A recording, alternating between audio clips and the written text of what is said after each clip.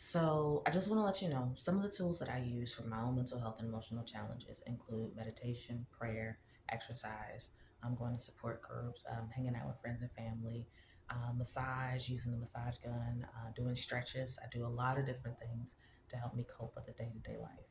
And the reason why I'm sharing these tools is because peer counseling is about finding the tools that are going to help you live your best life.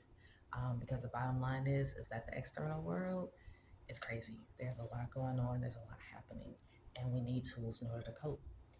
And so, one of the things that I like to talk about with my peer counseling is how did I get here and why peer counseling, the word peer, is so important.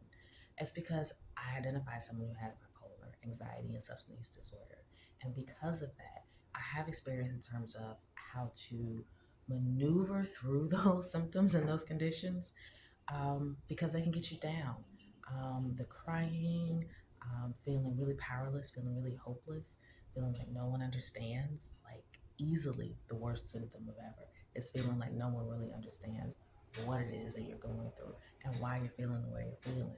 And that if you're snappy or at ease or, you're shy or quiet, you're trying to do whatever you can to stay safe in an inherently messed up place, that makes sense. It makes sense why you would want someone who really understands what you're going through, which is the reason why peer counseling is a tradition, as a mental health field actually exists, and more importantly, why I chose to be a part of it. Um, so, some of the other things about that include, too, that I also just want to help women, and especially women of color, be able to live their best lives. I received a lot. I got poured into a lot from friends, from family, support groups, strangers, therapists, all sorts of people poured into me when I was at my lowest. And it's the law of reciprocity. You give that right back. So that's one of the reasons why I do what I do and why I'm here on camera doing this thing, even though I'm a person who has anxiety. So, some other things too, just to let you know about how peer counseling works in my particular variety of it. There's a quote that I'm paraphrasing, and I think it is being well adjusted to a sick world isn't really very helpful. So, one of the things that I think about in terms of peer counseling is pretty much the idea of coping well and not losing your light and your humanity in the process of making it in this place.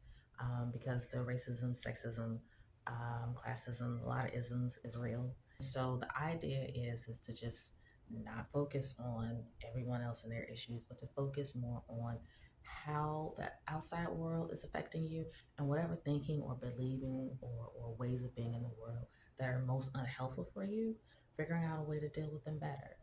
I know for me, a lot of it included me learning how to have better boundaries, how to talk to people, how to communicate with them. And also in terms of how I thought about myself. Like, was I okay? Was I thinking all right?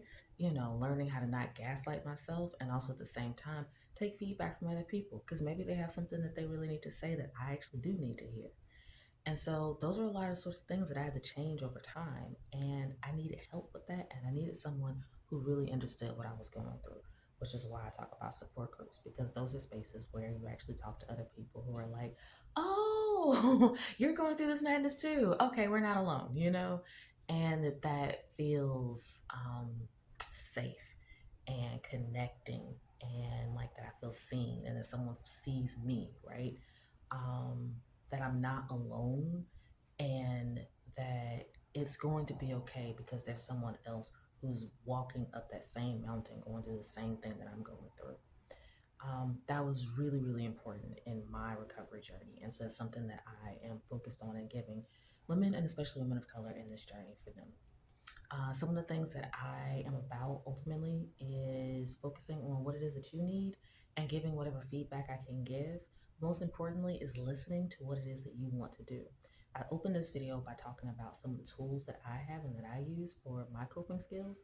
Some of them you may use, some of them you may not. Oftentimes, discovering what's going to work for you is going to have a lot to do with like not being like, oh, no, I don't like that tool. No, I don't like that tool. Oh, but I like that tool. And that's the sort of stuff that we will be talking about in session is what tool is going to work. Can you refine how you're going to use that tool?